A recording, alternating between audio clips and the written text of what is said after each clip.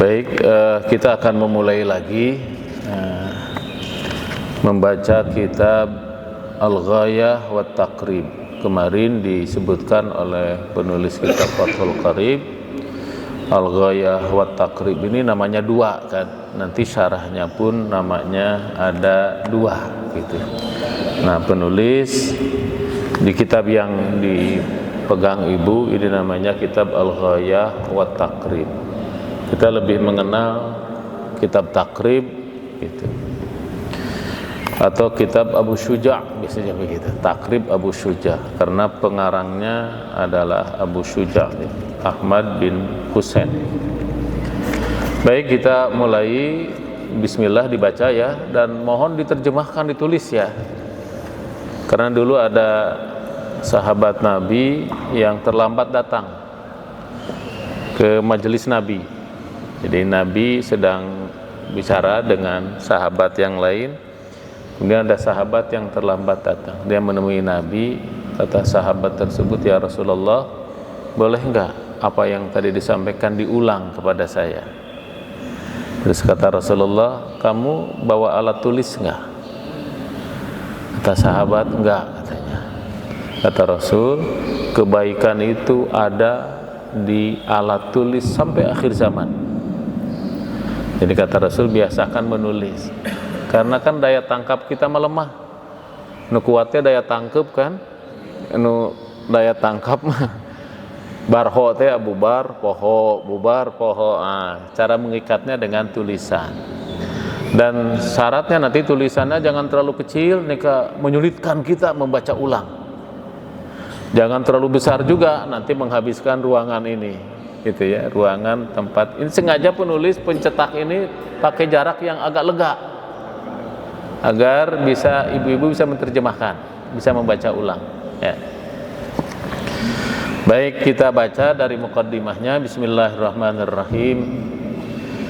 Bismillahi, dengan menyebut nama Allah. Sifat Allah itu Ar-Rahman. Ar-Rahman, zat yang memberi nikmat yang besar. Yang dimaksud besar di sini adalah penerimanya yang besar di dunia dan di akhirat. Jadi Allah memberikan beragam kebaikan dunia dan akhirat, baik kepada mukmin di dunia ini begitu, maupun kepada orang kafir kalau di dunia. Orang yang sholat nggak sholat kan Allah kasih rezeki. Kadang-kadang kita lagi maksiat malah rezeki lancar gitu. Begitu nges hijrah jadi hara rese itu rezeki itu bisa jadi begitu. Dalam pandangan kita, padahal bisa jadi Allah sedang memperbaiki kita. Ar-Rahimi, sifat Allah berikutnya Ar-Rahim, yaitu zat yang maha penyayang di sini ya. Bahasa Indonesia menerjemahkan Rahman itu pengasih, Rahim itu penyayang.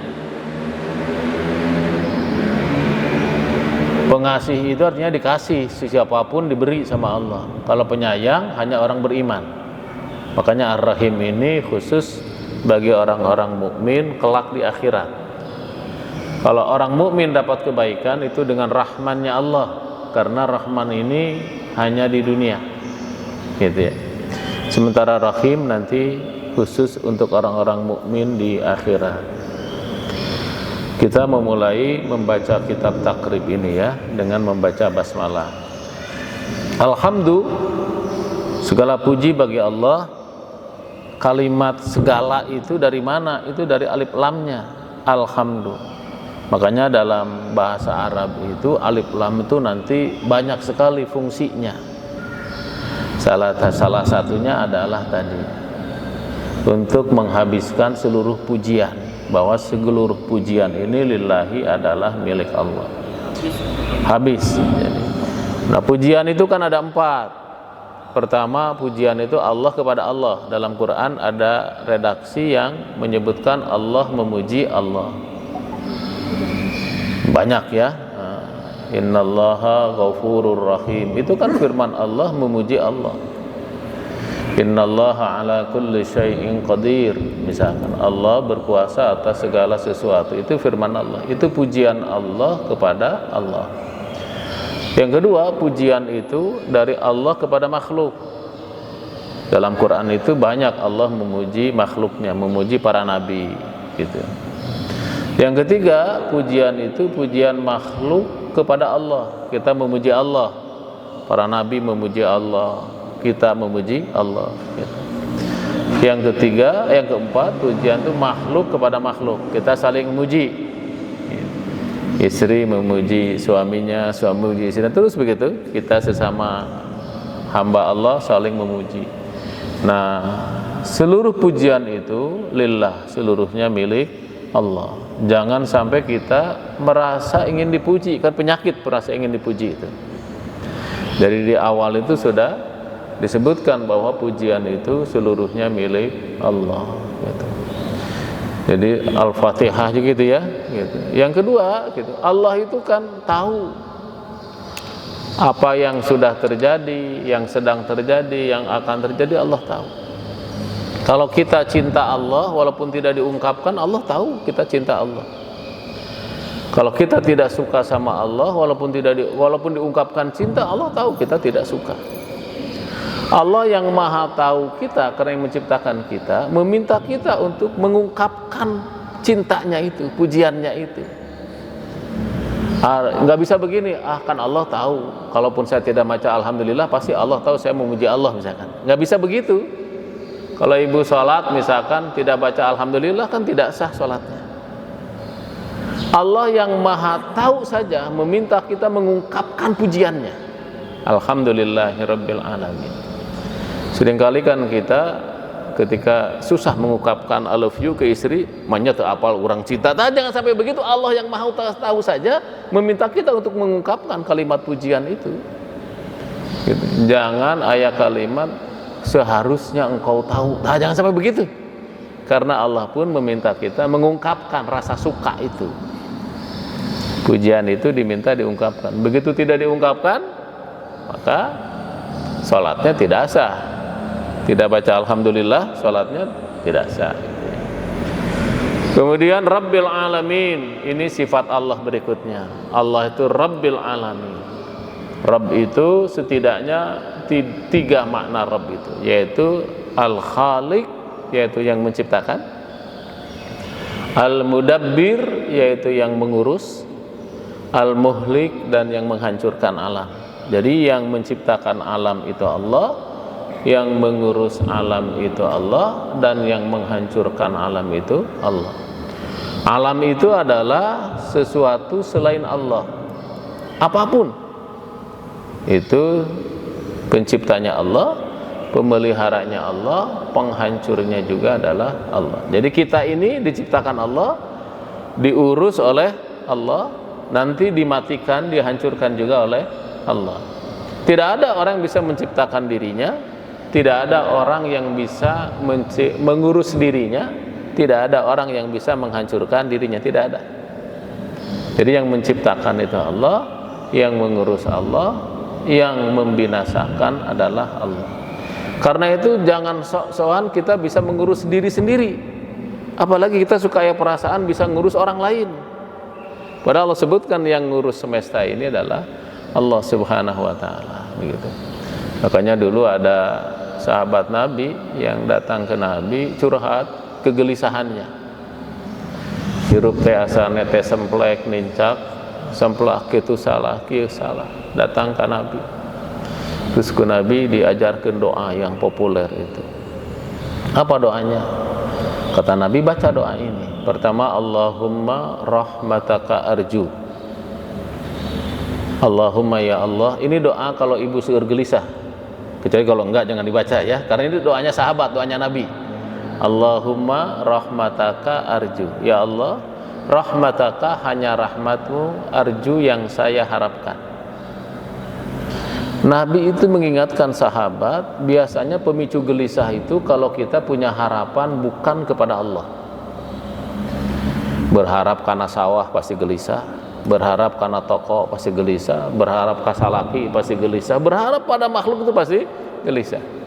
Maka Rasul meluruskan harapan itu hanya disandarkan kepada Allah. Allahumma rahmataka arju. Ya Allah, hanya rahmatmu yang saya harapkan. Kan orang sok aya arep-arepeun tanya awal bulan, tengah bulan, akhir bulan, hekte eueuh gagal, teh gelisah. Karena berharap kesalian Allah pasti kita bertemu dengan kegelisahan. Gitu. Kemudian yang kedua, kalimat yang menarik itu dari Rasul itu, fala takilni ila nafsi tarfata ainin. Ya Allah, jangan engkau serahkan diriku padaku. Kalimatnya gitu. Ya Allah, jangan engkau serahkan diriku kepadaku, walaupun hanya sekejap mata. Apalagi diriku pada orang lain. Menyerahkan diri sendiri kepada diri sendiri pun gak boleh. Cek Allah teh mangga urus jantung masing-masing. Moal kabujeng ngabubur bu, kikieuan we da sieun teu berdetak pan. Apakah nu ngagerakeun jantung tuh diri kita kan enggak? Yang mengfungsikan organ tubuh kita saha? Sampai ginjal berfungsi, organ tubuh berfungsi. Bayangkan lamun hiji waktu eta lambung teh males, tidak mau beroperasi, ngadahar jengkol keluar jengkol deui tuh. Ngaleueut Coca-Cola keluar Coca-Cola deui. Lamun teu aya nu ngurus, saha nu ngurusna eta teh gitu. Apakah kita terlibat? Kan enggak, apalagi tetangga urang kan tidak ikut ngurus. Tiba-tiba kita dengan belagunya bisa ngurus anak, bisa ngurus pamajikan, bisa ngurus yang lain gitu. Begitu aya rasa eta kan masalah eta. Begitu teu bisa gelisah we. Maka cek Nabi, baca doa ieu. Kan itu pengakuan diri bahwa kita tidak berdaya. Jangankan ngurus orang lain, ngurus diri sendiri pun tidak bisa. Fala takilni ila nafsi tarfatain. Biasanya kan kita yang gelisah-gelisah itu pertama punya harapan kepada selain Allah, yang kedua merasa mampu ngurus diri, ternyata faktanya tidak. Atau merasa bisa ngurus anak, istri, ternyata enggak, itu jadi gelisah. Barulah kalimat berikutnya kata Rasulullah, doanya wa aslih li sya'ni kullahu. Wa aslih li, ya Allah, bereskan, perbaiki untukku sya'ni, urusanku, kullahu, seluruhnya. Baik yang dianggap kecil oleh kita, yang dianggap besar oleh kita, gitu. Semua kita serahkan pada Allah Subhanahu wa taala, gitu.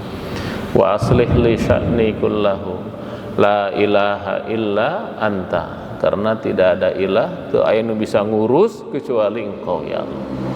Eta doa anu diajarkeun ku Nabi ka para sahabat ketika bertemu dengan kegelisahan, kabingung, stres gitu. Kan itu kebiasaan kita. Ketika kita punya harapan kepada selain Allah, ketika kita merasa mampu ngurus diri kita, begitu biasanya muncul kegelisahan itu. Nah, jadi alam itu adalah kullu ma siwallah. Semua hal selain Allah itu namanya alam. Surga alam, neraka alam, pahala alam, siksa alam, gitu. Arasy juga alam. Kullu ma siwallah fahuwal alam. Seluruh hal selain Allah itu adalah alam. Termasuk senang, sedih itu alam. Yang nyiptakeun Allah, yang ngurus Allah, yang menghilangkannya Allah.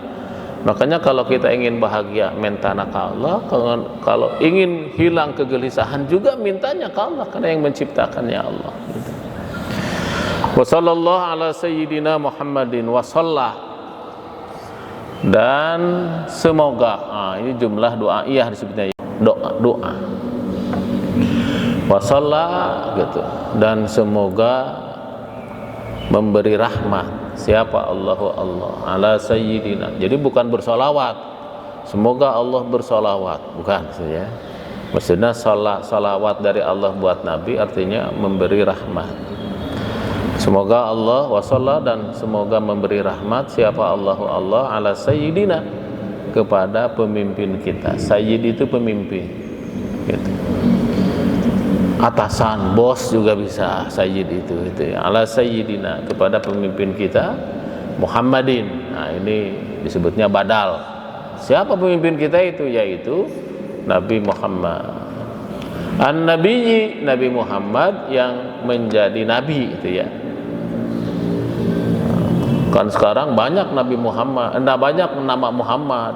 Nah, yang dimaksud adalah Muhammadin an-Nabiyyi gitu. Wa alihi, dan kepada keluarganya. keluarga Nabi, at-tahirina yang suci. Yang dimaksud keluarga Nabi itu yaitu pertama adalah Banu Hashim dan Banul Muttalib itu, yaitu keturunannya Bani Hashim dan Bani Muttalib. Hashim itu siapa? Hashim itu uyut Nabi Muhammad bin Abdullah bin Abdul Muttalib bin Hashim. Nah, semua keturunan Hashim yang muslim-muslim itu keluarga Nabi. Hashim punya saudara namanya Muttalib.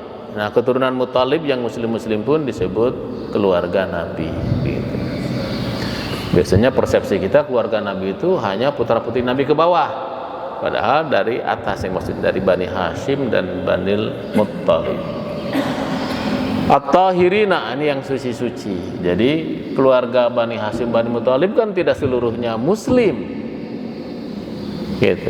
Ada yang bukan muslim. Nah, yang bukan muslim seperti siapa yang bukan muslim? Abu Lahab kan keturunan Bani Hashim tadi, Abu Lahab teh. Siapa? Hashim, garu putra namanya Abdul Muttalib. Abdul Muttalib punya anak namanya Abdullah. Saudaranya Abdullah, anak Abdul Muttalib, ada yang namanya Abu Lahab. Jadi yang maka disifati yang keluarga Bani Hashim itu at-tahirina, yang suci-suci, yang muslim-muslim. Karena lamun semua turunannya Abu Lahab itu termasuk keturunan Hashim gitu. Jadi kerabat Nabi tidak seluruhnya muslim. Bahkan yang paling keras itu menyerangkan kerabat Nabi. Karena ada ungkapan di kalangan Arab itu ya, ini apakah pernyataan seorang ulama atau bukan begitu, apakah hadis atau bukan, wallahu alam. Tapi kalimatnya begini kan, azhadun nas gitu fil alim, orang yang paling tidak suka sama orang alim itu adalah ahluhu, keluarganya, wajironuhu, dan tetangganya, katanya begitu. Orang yang paling tidak suka sama orang alim itu adalah ahluhu, keluarganya. Yang kedua, jironuhu, tetanggana. Makanya jarang gitu seorang alim muridnya tuh anaknya jarang. Anak nama mungkin ngaji ke bapak nama.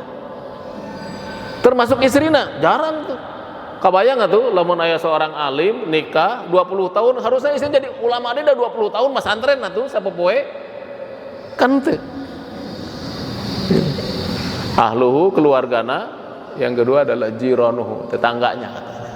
Makanya rata-rata di pesantren itu jarang tetangga mas antren kadinya, kanu jauh dari gitu. Biasana teh gitu ya. Nah, tapi seurogenya anu tidak seperti itu aya gitunya. Anu istrina daek ngaji ka suamina. Aya istri sok hayang ngaji ka bapak yang ikroh yang kan teu aya teh, teu aya. Teu aya. Bapak pulang ngaji ya ti dieu. Terus istri naros. Tadi teh ngaos naon cebi hayang teu aya teh, teu aya nu kitu. Teu aya. Nu kitu teh nya. Subhanallah gitu. Ya Allah. Baik ya. Kemudian wasahabatihi, dan untuk para sahabatnya. Rahmat Allah ini juga mudah-mudahan disampaikan kepada sahabah. Sahabah itu jamak dari sahib.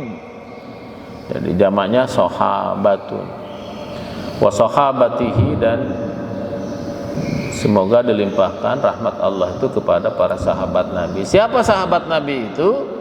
Orang-orang yang beriman dan bertemu Nabi, walaupun hanya selintas. Atau begini, ada orang tidur, dia muslim, Nabi lewat, kalau dia nyaring bisa ninggalin Nabi, itu dianggap sahabat juga. Walaupun belum balik, masih kecil, pas Nabi gubrag lahir tidak harus balik, karena kan anak-anak kecil mau dianggap muslimah gitu. Dari kecil mungkin ada sahabat orokan, Nabi pernah ningali, setelah itu Nabi meninggal, itu dianggap sahabat juga anak kita. Dan sahabat itu luar biasa Allah sifati, radhiyallahu anhum wa radu'an. Allah meridhai mereka, mereka pun ridha kepada Allah. Sahabat itu. Kalau di kalangan ahlu sunnah, sahabat itu seluruhnya orang baik, gitu ya. Tidak ada sahabat yang tidak baik, seluruhnya orang-orang yang baik, begitu. Kenapa? Karena ada hadis Nabi, kata Rasulullah, khairul quruni qarni, sebaik-baik generasi adalah generasiku. Tsummal ladzina yalunahum, kemudian generasi yang mengikutinya. Artinya orang yang bertemu sahabat tapi tidak bertemu dengan Nabi, namanya tabi'in. Tsummal ladzina yalunahum, kemudian orang yang bertemu tabi'in tidak bertemu sahabat, namanya tabi'ut tabi'in. Hanya sampai itu Nabi sebut itu. Nah, kita mah lain tabi'ut tabi'in, komo tabi'in mah, komo sahabat Nabi mah kita enggak. Jadi kalau dari hadis Nabi itu kita enggak termasuk.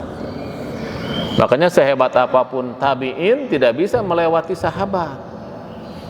Sehebat apapun kemudian tabi'ut tabi'in ya tidak bisa melewati tabi'in, begitu. Makanya ketika ada orang yang menyebut Umar bin Abdul Aziz lebih baik dibanding Muawiyah misalnya, nah, sebagian ulama itu kan enggak, Muawiyah itu sahabat, Umar bin Abdul Aziz itu generasi tabi'in. Jadi tetap lebih baik sahabat dibanding tabi'in, begitu. Walaupun nanti segegebegan pan tersebut kamu Muawiyah mah gitu. Baik. Ajma'ina. Nah, ini taukid ya. Kenapa ini khas? Berarti ini penulisnya adalah ahlu sunnah, orang yang sangat mencintai para sahabat. Di antara ciri khasnya kitabnya ada tulisan ajma'in. Ajma'in itu seluruhnya. Jadi semoga rahmat Allah limpahkan kepada para sahabat seluruhnya, tidak terkecuali. Karena ada kelompok yang menyatakan sahabat kan neraka kecuali hanya 5an, hanya 8 orang misalkan gitu. Kalau ini penulis kitab ini adalah ahlu sunnah, yaitu orang-orang yang meyakini sahabat itu seluruhnya orang-orang baik. Wa sahabatihi ajma'in, begitu. Qala al-qadi Abu Syuja, qala al-qadi hakim kali itu ya, Abu Syuja, yaitu Abu Syuja ini panggilannya yaitu Ahmad bin Husain. Ahmad bin Husain nama aslinya ya. Ahmad bin Husain bin Ahmad al-Asfahani. Asfahan itu sekarang salah satu kota besar di Iran, Isfahan itu ya. Memang dari situ banyak orang ulama-ulama besar. Orang-orang Persia itu, yang latar belakang Persia, orang-orang Isfahan, Iran itu banyak ulama-ulama terlahir di sini. Termasuk Al-Ghazali itu kan dari Tus. Sekarang mungkin daerah Iran ya, Tus itu. Kemudian Imam Hanafi juga termasuk dari Persia. Rahimahullah, semoga Allah merahmati beliau. Sa'alani, telah meminta kepadaku. Sa'ala, siapa? Ba'dul asdiqa, sebahagian kawan. Sodik, asdiqa, jadi sebahagian kawanku, kawan karibku memintaku. Hafizahumullah, semoga Allah menjaga mereka. Meminta apa? An a'mala mukhtasaran, agar saya membuat mukhtasar, satu ringkasan. Mukhtasar itu satu ringkasan. An a'mala, gitu. Agar saya membuat satu ringkasan fil fikhi, dalam bidang fikih.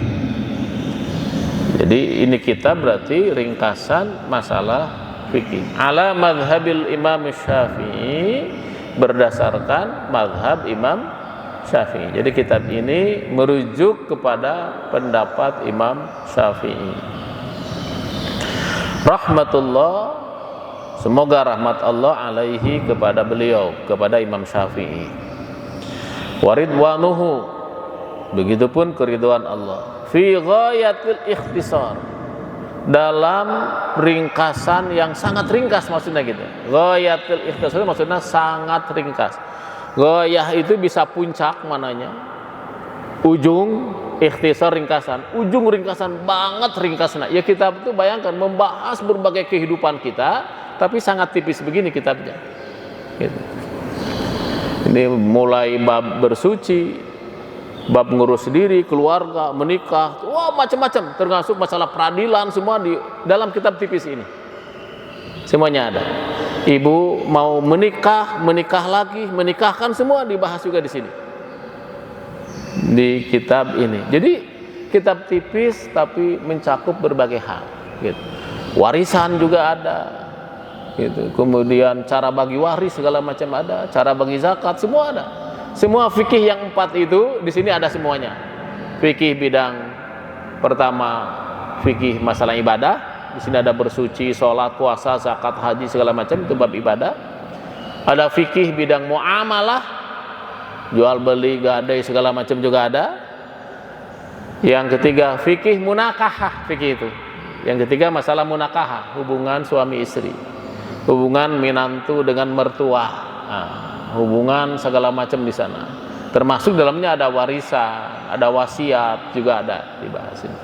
Yang keempat fikih itu bidang qadha wal jinayah, masalah peradilan. Mencuri hukumannya apa, berzina hukumnya apa, nuduh zina hukumnya apa, ini semua dibahas. Termasuk berburu misalkan. Moro bahasa Sunda mah gitu.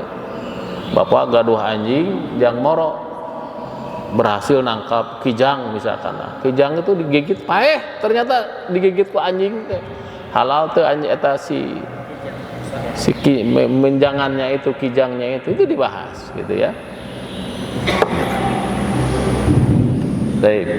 Nah, ini fil fikih, dalam bidang fikih ala mazhabil Imam Syafi'i, berdasar pendapat Imam Asy-Syafi'i rahmatullahi ta'ala alaihi wa ridwanuhu fi ghayatil ikhtisar wa nihayatil ijaz. Ini juga sama maknanya, sama dengan ghayatul ikhtisar, yaitu sangat ringkas. Ini mempertegas bahwa kitab ini ringkasan fikih dalam berbagai masalahnya tadi. Liyaqruba 'alal muta'allimi darsuhu. Ini memudahkan kepada pelajar untuk mengkajinya. Liyaqruba, qarubata dekat sebenarnya, mendekatkan kepada pelajar, maksudnya memudahkan kepada pelajar untuk darsuhu, untuk mengkajinya. Ini sangat mudah dipelajari kitab ini. Jadi sangat dianjurkan dipelajari. Makanya ini biasanya untuk santri-santri pemula usia SD biasanya pelajarannya takrib. Biasanya begitu ya. Kalau di pesantren biasanya ini termasuk kitab-kitab pemula takrib ini. Gitu. Karena tidak dibahas masalah perdebatan-perdebatan enggak. Ini sangat ringkas gitu ya. Jadi kita sangat mudah untuk mempelajarinya. Ini kata penulis. Lamun ternyata hese keneh lain salah penulis, beri salah urangna gitu nya, lamun ngaji hese keneh wae begitu. Tong nyalahkeun penulis berarti urangna we eta mah anu masalah. Wa yashula atau wa yusahhila juga boleh ya. Wa yashula dan mudah alal mubtadi bagi pemula. Mubtadi, ibtida bagi pemula, hifdzuhu menghafalnya. Karena tradisi ulama dulu kitab-kitab fikih itu dihafal. Jadi yang dihafal itu bukan hanya Al-Quran. Itu kitab-kitab fikih ini, takrib ini dianjurkannya dihafal. Karena kalau matannya dihafal, nanti kesananya akan lebih mudah mempelajari kitab-kitab fikih. Jadi mudah-mudahan nanti beres ngaji ini, takrib mah khotam lah kira-kiranya, katalar ya. Karena keseharian kita tuh dipandukan dengan ilmu. Dari bangun tidur sampai tidur kembali itu, ini fikih kajiannya itu.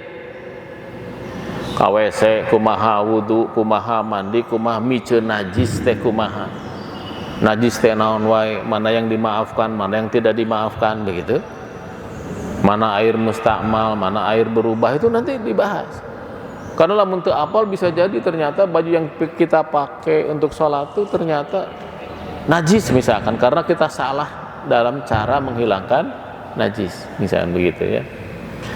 Ini sangat mudah untuk menghafal. Wa an uksiro, dan permohonan kawan itu agar saya memperbanyak fihi dalam ringkasan ini minat taksima. Jadi bagian-bagian. Jadi tidak bahasa tidak panjang tapi pendek-pendek, dibuat beberapa kelompok, beberapa bagian-bagian. Jadi kalau bab sholat dibagi beberapa bagian. Dari mulai bab bersuci pun bagian pertama menjelaskan air misalkan. Bab kedua banyak kan bersuci itu.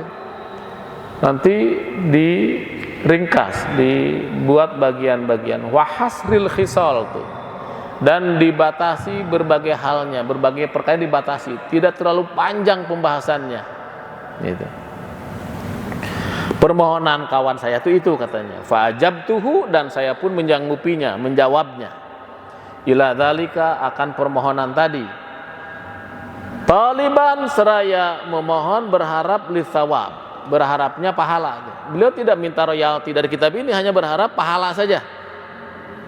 Jadi semua yang belajar ini kan berpahala nih, ibu belajar, kita belajar ini berpahala, dan pahalanya semoga disampaikan kepada penulis kitab ini, Abu Syuja ini. Ini ulama yang sangat berkah ilmunya, karena hampir semua orang di pesantren belajar kitab takrib ini. Bahkan kitab takrib ini dipelajari oleh berbagai kelompok madhab sebenarnya gitu. Ini termasuk kitab-kitab yang ringkas untuk dipelajari. Raghiban, seraya berharap ilallah, kepada Allah, fit taufik, berharap pertolongan, taufik itu pertolongan, lis shawab, agar sesuai dengan kebenaran tadi, apa yang ditulis ini benar gitu ya. Innahu, sesungguhnya Allah, ala ma yasha'u qadirun, berkuasa atas segala sesuatu, wa bi ibadihi latifun khabir, dan kepada hambanya latifun, Allah itu lembut, khabirun, dan memperhatikan, melihat kita gitu. Baik, kita lanjut. Masih lanjut kan? Nah, kita masuk ke fikihnya ya. Itu baru iftitahnya, muqaddimahnya. Sekarang kitabut thaharah, kitab tentang bersuci. Pokoknya kalau belajar fikih pasti pertamanya adalah thaharah ya. Bismillah. Bersih-bersih.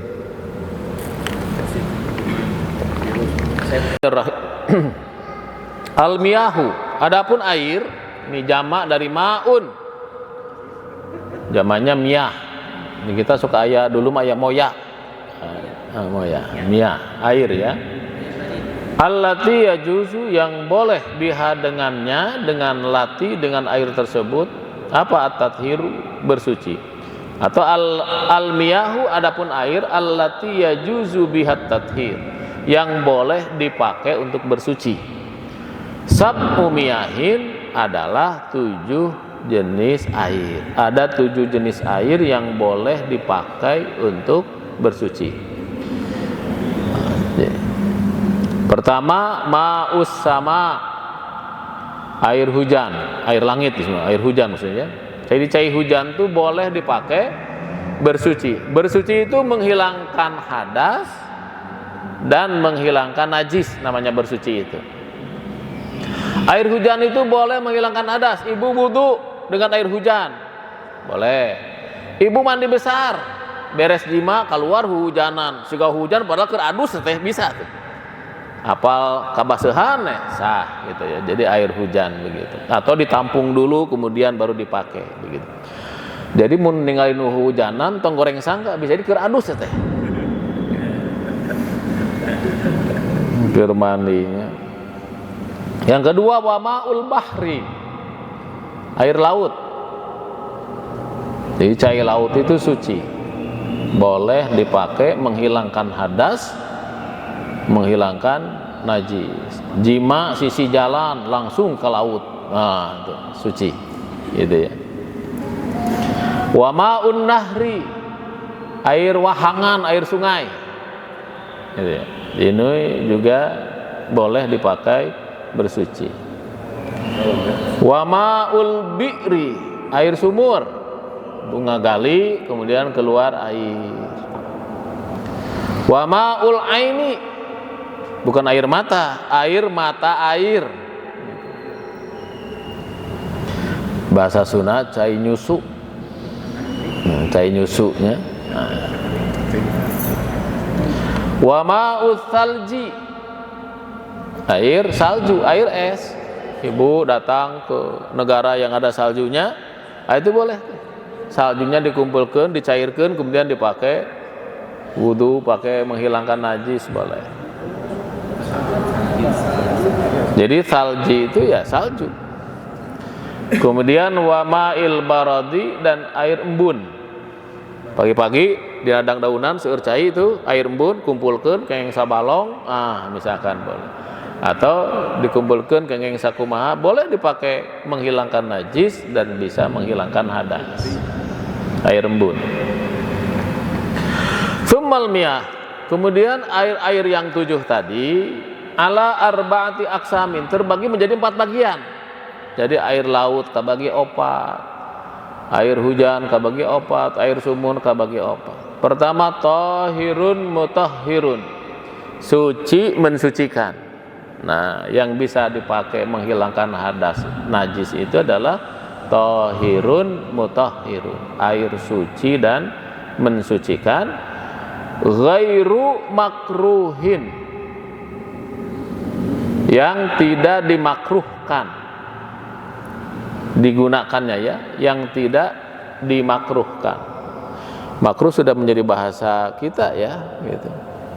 Jadi air itu ada suci mensucikan tapi makruh. Ima suci mensucikan, tidak makruh. Ini air yang sangat dianjurkan untuk dipakai. Wahwa, air tersebut al-ma'ul mutlaqu, adalah air mutlak. Jadi air itu disebut air mutlak. Yang pertama, jadi air yang 7 jenis air tadi dibagi 4. Yang pertama suci mensucikan dan tidak makruh. Nah, air ini disebut dengan air mutlak, gitu. Berikutnya watahirun mutahhirun makruhun, suci mensucikan tapi makruh, sebaiknya tidak dipakai. Wahwa, air tersebut adalah al-ma'ul musyammasu, air yang dipanaskan dengan matahari, air yang dijemur. Nah, nanti ada penjelasannya, air dijemur di tempat yang berkarat sebenarnya, gitu ya. Hari di sawah mah sok haneut tuh, nah, itu boleh, itu mah. Maksudnya air yang membahayakan kulit sebenarnya, gitu.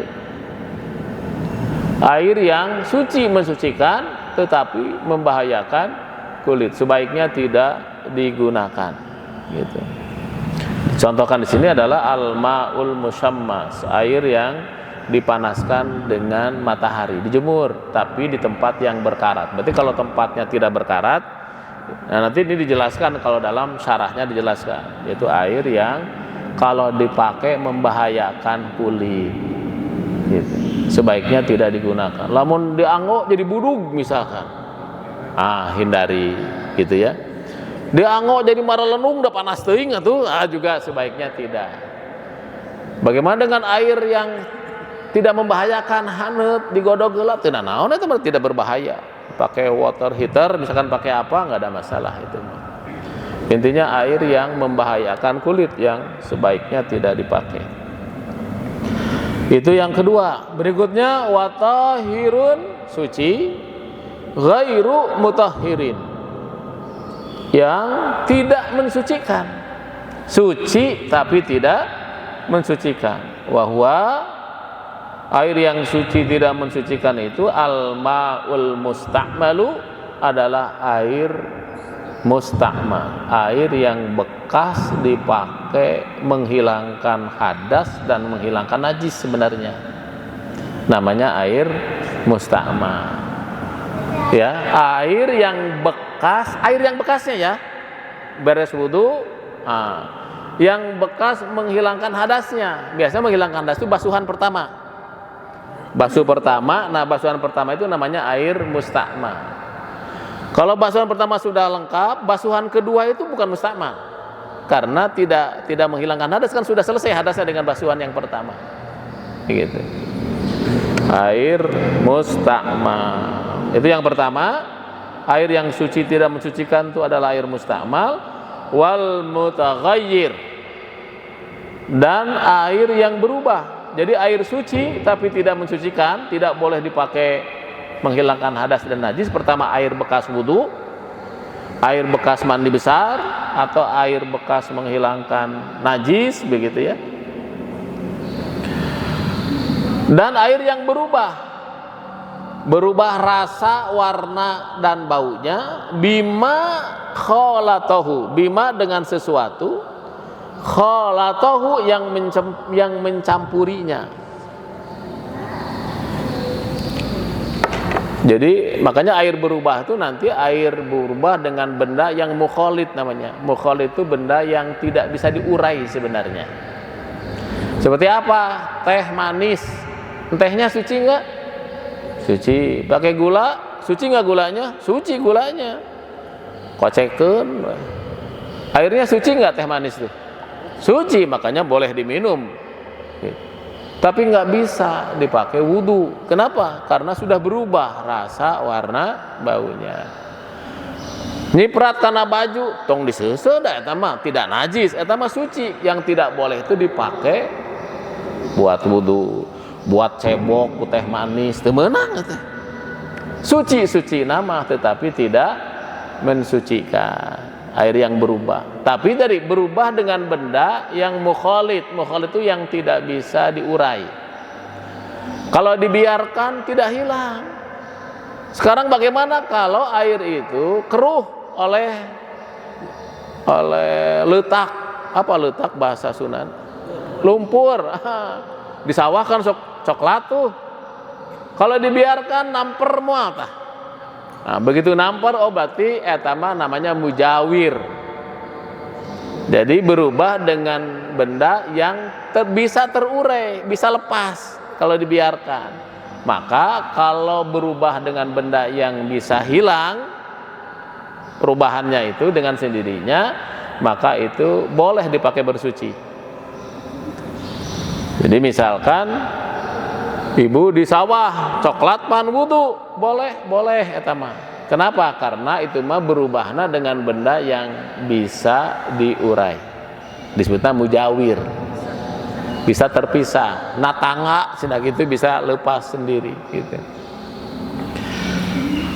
Mun ditamperkeun jadi herang. Lamun teh manis ditamperkeun jadi tawar deui teu. Henteu, berarti itu mah mukhalid. Air susu, ibu ngademel susu.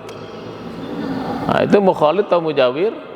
Kalau ternyata tidak bisa terurai, itu namanya mukhalid, maka itu tidak bisa dipakai bersuci.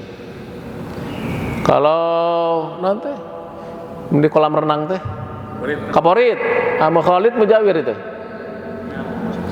Ini kalau dibiarkan hilang nggak si kaporitnya? Baunya masih. Enggak, kalau dibiarkan terlepas mau sehari, 2 hari, seminggu, 2 minggu hilang enggak gitu? Hilang. Bagi kalau hilang namanya mujawir, boleh. Sokaya gening PDAM bau kaporit sokaya. Bayangkan lamun itu tidak bisa adus kucai bau kaporit, berarti itu sah itu adus. Karena airnya berubah kan rasa, warna atau baunya. Begitu ya. Atau misalkan tidak bisa dirubah, tidak bisa hilang, tapi dengan benda yang mau tidak mau air melewati daerah itu. Misalkan air bau belerang. Mun ibu ka Cipanas, ka Cikunul, kan di Cimasuk bau belerang kan si cairna teh. Eta mukhalid mujawir belerang. Bisa diurai atau tidak bisa diurai belerang. Diantepkeun jadi hilang bauna misalkan. Ternyata kan tidak hilang, terus bau belerang kan. Tapi si air tersebut mau tidak mau pasti melewati eta. Kalau itu dimaafkan, itu boleh. Kecuali kalau begini, ibu cai herang biasa dicampuran belerang, eta mah teu bisa. Seperti cai laut, ibu cai laut tuh mandi kan boleh. Darurat di rumah cai herang diuyahan, ku ibu teh jadi asin, itu mah nggak bisa. Kan di laut mah nggak bisa kita menghindari gitu. Ditambah memang hadis nabinya begitu ya. Baik, selanjutnya adalah wamaun, ini najisun, air yang najis atau wamau najisin boleh diatofkan ya. Dan yang ketiga, yang ke berapa? 4 ya. Air yang najis. Wahwa air najis itu adalah allazi halat fihi najasatun, air yang terkena, terjatuh, menimpa kepadanya najasatun, air yang terkena najis.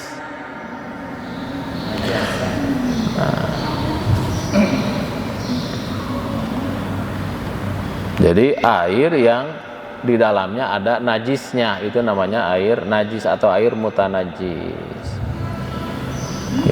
Wahwa, dan air tersebut dunal kullataini, kurang dari 2 kullah. Ini air nih Bu ya, kan sedikit terus terkena najis apa saja, maka air ini hukumnya jadi najis gitu ya. Au kanal kullataini, atau airnya ada 2 kullah, sabalong kanajisan. Terus fataghayyara, dan berubah gara-gara terkena najis. Jadi bau hangseur kulah teh, jadi bau bangke, maka itu najis walaupun airnya banyak. Kalau air sedikit kena najis, ini najis walaupun tidak berubah rasa, warna, baunya. Kecelakaan, cai kahampangan, atau misalkan gini, aya sedotan kena najis, geus dipoe garing, geus bau lah, geus hilang bauna, diancelumkeun tidak berubah rasa, warna, bauna. Tapi karena airnya sedikit, maka ini air najis. Airnya berubah menjadi air najis karena terkena benda najis. Gitu. Kalau airnya banyak, sabalong, itu tidak najis kalau tidak berubah rasa, warna, bau walaupun terkena najis. Wudu gigireun nu kararoneng atuh enggak ada masalah selama air yang kita pakainya teu berubah rasa, warna, bau. Pernah gitu di lemur? Ngisikan didinya, mandi didinya gitunya, obeh didinya gitu. Pas disiuk, geuning teu bau, itu bisa selama airnya lebih dari 2 kullah gitu ya. Nah, sekarang paciringan, tahu paciringan kalau di lembur mah? Kalau orang buang air kadinyakeun kan nya, naragong sok aya siga beca geuning naragong didinya gitu. Murah ke paciring aya lauk segala macam gitu. Itu airnya boleh nggak dipakai wudu, air di bawahnya? Apalah boleh. Nah, jadi selama tidak berubah rasa, warna, bau dan banyak itu boleh. Aramang-amang ampul-ampulanlah ketinggalan kurang gitu. Selama tidak berubah rasa, warna, bau nggak ada masalah. Airnya banyak. Tapi lamun pas dicium jadi bau, itu mah najis. Ya. Septic tank banyak tuh, cairan teh. Tapi karena bau berubah rasa, warna, bau itu najis hukumnya, gitu ya. Baik. Wal kullatani, adapun 2 kullah itu adalah khamsu mi'ati ritlin. Adalah ini ukuran 500 kati. Aduh, kati teh apa ya bahasa gitu. Pon, tahu pon? Dia di Eropa kan timbangan tuh dengan pon, tidak dengan kilogram ya, di Amerika nah pon kira-kira itu. Baghdadin, ukuran orang Baghdad. Kenapa orang Baghdad? Karena penulis kitab ini kan orang Baghdad nih. Orang-orang Isfahan tuh dulu bermuarana ibu kotanya di Baghdad. Ukurannya ukuran Baghdad. Takriban katanya, kira-kira saja, tidak harus pas 500 kati. Berapa 500 kati sekarang? Mungkin sekitar kalau di liter ada di atas 200 literan lah. Jadi kalau toren misalkan di bawah 100 liter itu terkena najis jadi mutanajis. Tapi kalau di atas 200 liter ke atas, walaupun terkena najis selama tidak berubah rasa, warna, bau itu masih dianggap suci. Bukan ukuran liternya 200 sekian liter ya. 1 kaki itu 30 cm. Ini ukuran kati itu kayak berat. Ukuran berat. Pons itu ya. 1 kati itu ya. Tinggal dietang we. Tinggal berat atau liter ya. Dihitung, dikonversi kalau 500 berarti sekitar 250 literan lah kira-kira gitu ya. Kalau setengah gitu. Kalau hitungan gitu. Ya. 60 kali 60 kali 60 kira mampu. Ya, kalau ukuran volume begitu. Bisa 60 cm, 60 cm, 60 cm termasuk 2 kullah itu. Baik, selanjutnya paslun wajuludul maitati. Adapun kulit bangkai tathuru bisa menjadi suci. Kulit bangkai. Ini perhatikan ya kalimatnya. Kulit bangkai. Tahu kulit ya? Berarti bukan daging, bukan bulu, bukan tulang gitu. Kulit namanya. Yang kedua bangkai. Bangkai itu hewan yang mati tidak disembelih atau disembelih bukan atas nama Allah. Itu bangkai. Disembelih tapi buat sesajen misalkan. Itu bangkai walaupun menyembelihnya pakai bismillah. Seorang muslim misalkan. Tapi kalau niat menyembelihnya untuk sesajen, bukan untuk menghamba kepada Allah, maka binatangnya hukumnya bangkai gitu. Jadi kulit bangkai bisa menjadi suci. Berarti pemahamannya kulit bangkai itu najis, tapi bisa menjadi suci. Kalau suci ya bukan halal. Jadi pisahkan antara halal dengan suci. Tidak semua benda suci itu halal, tidak. Ganja itu suci. Kalau disakuan ke bawah sholat, ganja itu suci, nggak batal sholatnya. Itu kalau dikonsumsi kan haram. Leho, ingus, suci najis. Suci, makanya sholatnya kan darah kan karena nggak ada masalah. Tapi kalau dikonsumsi haram. Asin. Ya, ulah abang kena, dah suci halal. Enggak, tidak semua yang suci itu halal. Itu ya. Apalagi? Nah, bangkai ini suci. Bangkai ini najis. Tapi bisa menjadi suci dibagi dengan cara disamak. Disamak itu dihilangkan selain kulitnya. Aya daging nempel di situ, aya lemaknya dihilangkan, ada bulunya dihilangkan karena bulunya najis. Jadi bulunya najis, kemudian daging-daging yang nempel di sana najis, begitu. Dibersihkan saja sampai hilanglah benda selain kulit tadi. Namanya menghilangkan benda selain kulit namanya disamak. Dibagi dengan cara disamak. Itu berubah jadi suci. Bisa dijieun sabuk, bisa dijieun sepatu, bisa dijieun jaket gitu. Bisa dijieun alas sholat, ya suci gitu. Gitu ya. Illa jildal kalbi, kecuali kulit anjing, wal khinziri, dan kulit babi. Mah nggak bisa. Berarti kalau ayah sapi pae, ayah meong pae, ayah naon binatang selain anjing dan babi, kulitnya bisa dipakai. Daging nama najis, kubur, kulit nama diala, dibersihkan, dijieun, tapi nggak boleh dikonsumsi karena sumbernya dari bangkai tadi mah. Tapi suci, dijieun jaket, dijieun naon boleh. Sabuk dari kulit buaya, boleh. Ya yang nggak boleh itu hanya kulit anjing dan kulit babi gitu. Wa ma tawallada minhuma, dan apapun yang keluar dari anjing dan babi. Apa? Anaknya maksudnya ya. Wa ma tawallada minhuma. Jadi anjing dan babi najis termasuk anak-anaknya. Kenapa di setiap pembahasan fikih selalu ada kalimat dan anak-anaknya? Karena bisa jadi anaknya lain anjing. Misalkan anjing bersetubuh dengan domba, keluar teh hayam eta najis hukumna gitu. Bisa dibayangkan ya? Sok ekstrim kan dari ulama fikih teh gitu nyontokeunana teh begitu. Bisa jelema bersetubuh dengan anjing hamil keluar we jelema deui. Basa mah jadi semoga tuh eta teh. Ngalamun teh sok aneh-aneh banyak ulama fikih teh gitu. Bisi ima wa ma tawallada minhuma au min ahadihima. Anjing jeung babi lakian, anjing jeung babi ieu mah. Anjing jeung babi keluar we misalkan naon we itu tetap najis, atau anjing dengan binatang lain.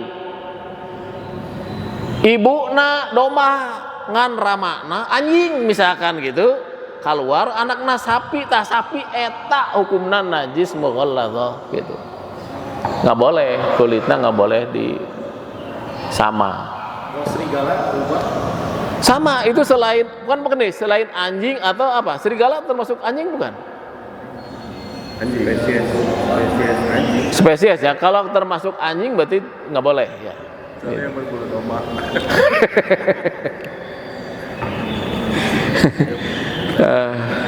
Masya Allah ya. Kalau harimau ya bukan anjing, harimau bukan babi, itu kulitnya boleh. Tapi bulu najis. Bayangkan tuh ayat kulit meong, oh bulu warga, oh beda aja kulitnya.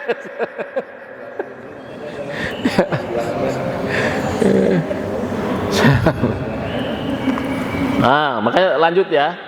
Wa azmul maitati itu, dan tulang bangkai, tulangnya. Wa sya'ruha, dan bulunya. Najisun, hukumnya najis. Gitu ya. Jadi tulang bangkai mun aya doma paeh, kulitna boleh dipakai tapi tulang nama najis. Wa sya'ruha, bulunya juga najis. Aya doma paeh, aduh nyaah buluna dipakai wol najis tah lamun sumberna tina doma anu bangkai. Jadi bisa dipakai wol teh lamun domana hirup dicukuran atau paeh disembelih. Nah, itu buluna boleh dipakai gitu. Kamoceng itu suci atau najis? Tergantung sumberna tina unggas bangkai atau hirup atau disembelih. Kalau sumberna tina bangkai najis tah. Nah urang kudu naroskeun heula balanya teh ulah loba tatanya stres we mah gitu. Udah kayak gitu. Kucamun urang apal sumberna tidak bangkai najis dipakai gitu ya. Gading ada beberapa tempat najis. Gading gajah ya. Tulang. Datu ayah gajah disembelih masa namanya. Ya Allah. Tu illal adamiyah, kecuali tulang, bulu gitu. Manusia eta mah suci.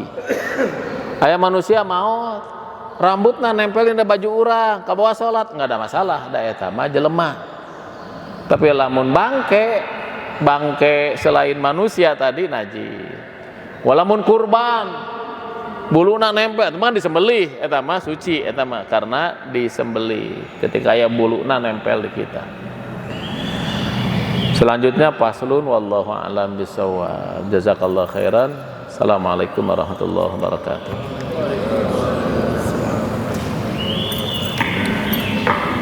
Masih ada waktu kurang lebih 30 menit ke depan. Kalau ada pertanyaan, maka ada sesi pertama buka 3 penanya, maka satu.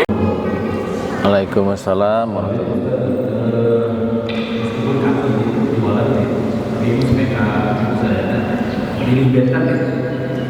Alkohol yang ada di minyak itu boleh dipakai untuk sholat, dan hati berpendapat bahwa minyak itu harus diminum yang beralkohol itu karena apa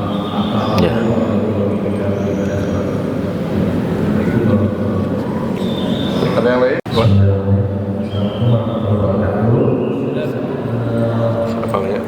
Kenapa? Yang cinta banyak, Perubahan itu misalkan di kata apakah harus satu-satu atau di lingkungan. Lawan anak.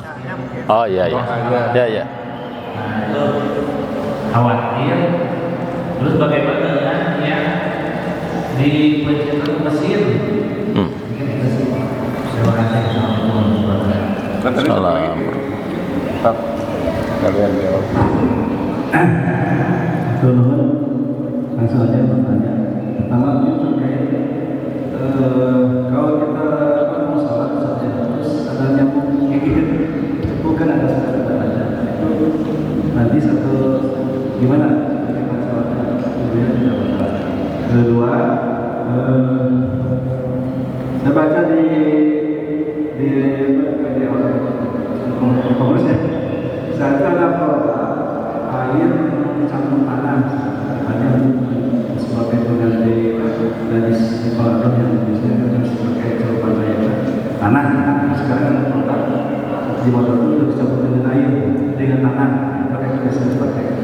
Ya. Terkait minyak wangi ya yang beralkohol, apakah najis atau tidak? Memang ada dua pendapat. Ada yang menyebut bahwa alkohol itu najis, sehingga apapun yang bercampur alkohol jadi najis. Pendapat yang kedua, ada yang menyatakan tidak. Yang alkohol yang disebut najis itu alkohol yang dipakai untuk khamar, untuk minuman. Itu yang kedua itu. Jadi kalau minyak wangi mah ada bukan minuman, karena kalau minyak wangi diminum bisa maut atuh. Kan beda ya. Terus kalau pendekatan fikih klasik, nah, khamar itu apa? Khamar itu fermentasi anggur. Itu namanya khamar. Kalau bukan dari anggur itu bukan khamar, namanya nabidh. Bahan bakuna tina beras kencur, tina gandum, tina naon, itu bukan khamar, itu namanya nabidh. Di fikih nanti kita akan ketemu itu namanya nabidh. Kalau mazhab Syafi'i dua nana najis dan haram. Nah, kalau ke Imam Abu Hanifah menyebut yang haram itu yang najis hanya khamar. Itu mutlak karena Quran menyebut. Kalau nabidh di Imam Abu Hanifah menyatakan itu tidak najis dan tidak haram. Beras kencur tidak haram. Selama tidak mabuk. Ari mabok mah da atuh cai harangge bisa weureu bisa bahaya teh. Saya bukan mere ide ke antumnya, kade ulah ka ide anu aneh-aneh ya. Jadi kalau pendekatan di fikih Abu Hanifah, nabidh itu tidak najis dan tidak haram. Jadi fermentasi selain anggur. Ke antum ka idean aneh-aneh kenanya. Kade alkohol itu bukan khamar, kade khamar itu hasil dari fermentasi anggur, bahan bakunya harus anggur. Alkohol tidak tahu. Kalau mazhab Syafi'i baik khamar maupun nabidh haram dan najis. Tapi Imam Syafi'i juga membagi ini mah khamar, ini mah nabidh. Kan kalau khamar itu mah sepakat para ulama karena Quran kan ijma itu mah. Tapi kalau nabidh ada selisih pendapat di kalangan ulama. Nah, Abu Hanifah enggak mau berapa persen kalau nabidh mah dianggap nabidh aja bukan khamar. Kalau lihat bahan bakunya. Kan bahan bakunya anggur itu yang disebut dengan khamar. Kalau selain anggur itu namanya nabidh. Ada gening minuman mereknya nabidh. Apakah nabidh? Belum tentu. Namun bahan bakunya ternyata anggur, khamar namanya gitu. Jadi kalau bahan bakunya misalkan bukan anggur, nabidh. Bisa dinamakan ini bukan khamar tapi bahan bakunya anggur, itu namanya khamar. Begitu ya. Cai apa? Cai beas, kemudian nanti ketan. Ah, ketan. Suka makan ketan? Halal? Halal. Kalau ditimbang ngandung alkohol tuh. Ngandung alkohol. Karena bukan masalah alkohol, nah bahan bakunya apa? Begitu ya. Bir mah jelas haram. Siapa? Bir. Dilihat bahan bakunya apa. Jadi jangan terjebak dengan namanya gitu. Root beer halal. Gitu. Ini kalau pendekatan itu ya. Tapi anak kade ulah dibayangkan antum jadi anak enggak, anak mah tetap anak mazhab Syafi'i ya, nabidh sama khamar itu haram. Ya. Kalau Abu Hanifah menyebut nabidh itu tidak haram kalau tidak memabukkan. Alkohol itu bahan bakunya apa dilihat dulu gitu, maksudnya gitu ya. Gitu ya. Jadi bukan masalah alkohol nah gitu, bahan bakunya apa. Nggak seharam lah gitu. Ya, bukan TK hati-hati ya. Baik, yang kedua terkait dengan menyembelih hewan. Apakah harus baca basmalah? Tidak. Kata siapa baca basmalah? Kudu enggak. Nu penting nu menyembelihna muslim. Yang kedua, dalam mazhab Syafi'i, dalam kita, dalam Islam, yang menyembelih kafir pun kalau itu Yahudi Nasrani untuk kita halal. Misalkan ada domba disembelih ke orang Nasrani, bagi kita halal, bisa disuguhan ya. Antum berkunjung ke negara lain di hotelnya miliknya non muslim, selama nu nyembelihna itu ahlul kitab, muslim atau Nasrani atau Yahudi, itu sembelihannya halal buat kita. Gitu ya. Asal disembelihna domba, ari babi masa jangan bismillah ke muslim tetap haram. Ahlul kitab tuh termasuk yang sekarang disebut ahlul kitab. Itu kalau versi mazhab Syafi'i bukan. Kalau versi Abu Hanifah tetap disebut ahlul kitab. Karena kalau mazhab Syafi'i mah kudu asli ahlul kitab orang tua anak Nasrani atau Yahudi, itu baru disebut ahlul kitab. Kalau orang tua anak sebelumnya bukan Yahudi Nasrani, tiba-tiba sekarang Yahudi Nasrani, maka tidak disebut ahlul kitab kalau di mazhab Syafi'i. Tapi kalau Abu Hanifah enggak, kata Abu Hanifah, selama sekarang Yahudi Nasrani disebut ahlul kitab. Karena penyimpangan-penyimpangan itu dari dulu sudah terjadi begitu. Kalau di ahlul, makanya kalau di mazhab Syafi'i hampir nggak mungkin nikah beda agama itu. Karena mencari yang asli Nasrani Yahudinya kesulitan. Tapi kalau di Abu Hanifah enggak. Termasuk agak ringan. Gitu. Tapi ulah kaidahannya imam kaidahan gitu. Baik ya. Misalkan kalau di mazhab Syafi'i nyembelih itu bismillah tuh wajib. Sunnah maca bismillah tuh. Selama nu mencitna muslim halal walaupun teu maca bismillah. Begitu ya. Ya kalau dia Yahudi Nasrani sembelihannya halal. Ahlul kitab ya maksudnya begitu. Kalau ke mesin nggak bisa. Kalau ke mesin mah gitu. Ya. Harus disembelih, harus ku peso, teu bisa ku tulang, teu bisa, ya, harus ada ketentuan gitu. Kalau yang harus putus 3 orang ya, itu ada ketentuan menyembelih. Ada napasnya, ada makannya, sambungan itu yang diputuskannya itu. Malah mau dibutungkan teu meunang teh. Sekalian kabeh nih ka singgel lenceng gitu. Disapatkeun gitu. Khair. Udah ya, Kang itu. Terus Kang Agus teh. Oh, nyamuk, bab najis ya. Darah itu najis. Darah hukumnya najis. Tapi dimaafkan kalau sedikit. Tapi kalau kulitnya bangkainya najis. Makanya disintrek we bangkai nama. Nempel ka batur, sintrek deui terus gitu nih keluar gitu. Bangkainya najis. Bangkainya najis, tidak dimaafkan kalau bangkai mah. Kalau darah termasuk dimaafkan kalau nempel sekedik mah, saeutik ya.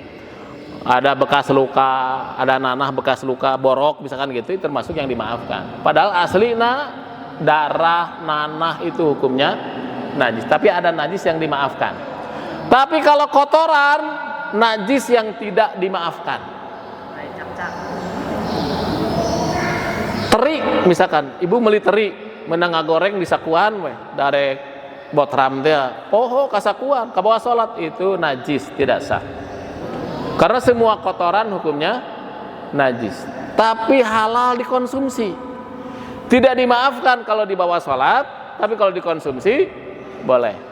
Ari najis mah kabawa salat kalau sedikit dimaafkan, kalau dimakan haram. Menyotan darah we haram walaupun sedikit. Tapi kalau kabawa sholat sedikit dimaafkan. Beda dengan kotoran. Kotoran teri gitu ya. Ada yang najis dimaafkan juga. Tapi kalau dimakan, kotoran yang kalau nempel di kita dimaafkan. Kotoran atau yang dibawa oleh binatang. Laleur misalkan nempel di bangke. Laleur nempel di najis lah, najis apapun. Kita mau ke masjid lewat, napol ka urang atau hiber. Itu termasuk yang dimaafkan kalau terbawa sholat. Selama ku urang teu katingali tah najisna nya, tapi urang ningali hiberna nempelna katingali, enggak ada masalah.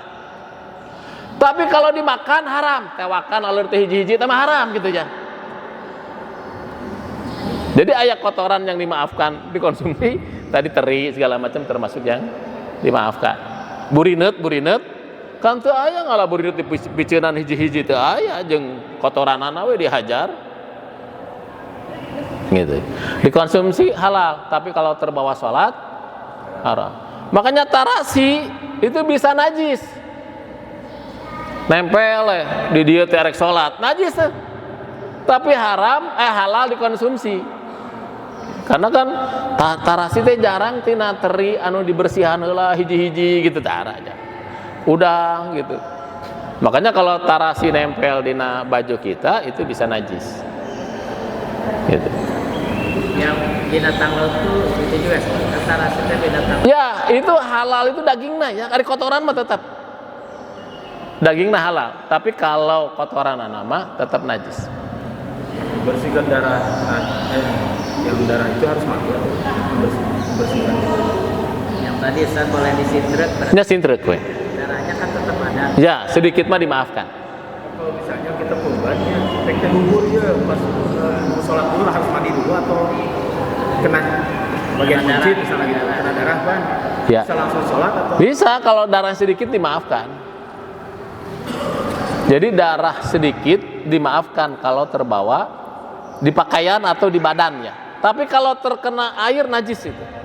Airnya jadi najis. Jadi air kalau kena darah itu najis. Tidak dimaafkan kalau kena darah mah. Tapi kalau kena pakaian, kena badan justru dimaafkan kalau sedikit. Gitu. Gimana? Oh ya, jadi kan menghilangkan najis mughalladhah itu harus menggunakan salah satunya tanah. Tanah itu bisa tanah dicampur air gitu. Itu bisa, boleh. Boleh. Kalau tanah dicampur air, tempelkan kita boleh. Bisa pasti tidak dicampur ku cai atuh. Tanah tempelkan diri di banyur deui gitu. Itu boleh yang pertama tanahnya, boleh yang tengah-tengah, yang nggak boleh itu yang terakhir. Nggak boleh di terakhir. Ya, karena mau bersih-bersih itu tanah nggak boleh. Gitu. Pasti dibajur. Tanah lumpur gitu ya Pak. Ya tanah lumpur boleh. Tapi pastikan tanahnya harus suci. Hati-hati antum kalau ngambil tanahnya tikulah. Letakna. Aya kotoran lauk itu najis. Ya. Begitu diangkat ternyata campur jeung kotoran lauk, berubah jadi najis letakna teh gitu. Makanya harus hati-hati. Sucikan terus satu lagi tanahnya mensucikan. Ya. Walaupun tanah lumpur si kotoran ikan itu tidak jadi suci. Ya, jadi itu kalau ada kotorannya maka jadi najis, harus dihilangkan, harus tanah murni. Iya. Bangga. Iya, iya.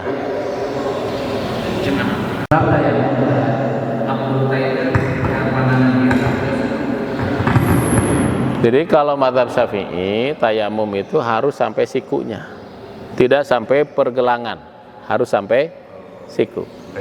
Usap wajah dan usap pergelangan. Pergetangan sampai siku gitu. kalau yang pergelangan ini kan mazhab Orang lain itu mah. Sampai siku ya gitu. karena sering kalau di pesawat itu pasti karena pakai tangan panjang saja Ya. ya Jadi tidak sah tayamumnya. Kalau tidak sampai sikunya gitu. Gitu. Ya, ya. Jadi saya kalau kita lagi mandi, pakai sampo, Ada nanya banyak terus. terus ini kan pakai lampor, terus ada air yang masuk ke dalam seperti itu, nah itu jadi istimewa. Jadi gini mustakmal itu air yang bekas. Mustakmal itu suci nggak? Suci ya. Antum perhatikan, suci tapi tidak mesti. Antum tuh nggak boleh wudu menggunakan air mustakmal. Pertanyaan bagaimana kalau air suci kecelakaan air mustakmal? Itu nggak ada masalah, itu mah kalau sedikit mah itu dimaafkan. Itu. Yang nggak boleh itu kalau antum 70% airnya mustakmal gitu dibanding air suci. Itu tidak merubah air. Ditampung dia itu yang nggak boleh. Kalau ciprat sekedik gitu nggak ada masalah, dimaafkan. Boleh gitu. Atuh kabayang atuh amun antum arek mani ngageser heula da sieun ngucrak kadinya atuh. Enggak ada masalah nyipratkan itu. Da moal mungkin lebih banyak air mustakmalna dibanding air aslina gitu ya. Begitu ya. Insyaallah. Masih. beres Masih beres? Baik. Kamu ini. Bangga sekali. Oh, iya. Sebelum doa, saya bantu dulu ya. Kalau sholat di menghadap kiblat, sholat Jumat dan hari Sabtu, walaupun tadi mulainya kita telat, selesai harus tepat waktu. Baik, kita akhiri dengan doa Ayo. di dalam Bismillahirrahmanirrahim. Alhamdulillahirabbil alamin. Hamdan yuafi ni'amahu wa yukafi'u mazidah. Ya Rabbana lakal hamdu kama yanbaghi li jalali wajhikal karim wa 'azimi sultanik. Allahumma salli wa sallim wa barik ala sayyidina Muhammadin wa ala alihi wa sahbihi ajma'in. Allahumma ighfir lana wa liwalidina warhamhum kama rabbawna shighara. Allahumma kfina bi halalika an haramika wa aghnina bi fadlika amman siwak. Allahumma rahmataka narju fala takilna ila anfusina tarfata ainin wa aslih lana syu'unana kullaha la ilaha illa anta. Rabbana atina fid dunya hasanah wa fil akhirati hasanah wa qina adzabannar. Subhana rabbika rabbil izzati amma yasifun wa salamun alal mursalin walhamdulillahi rabbil alamin. Amin. Baik, sebelum bubar mungkin pertama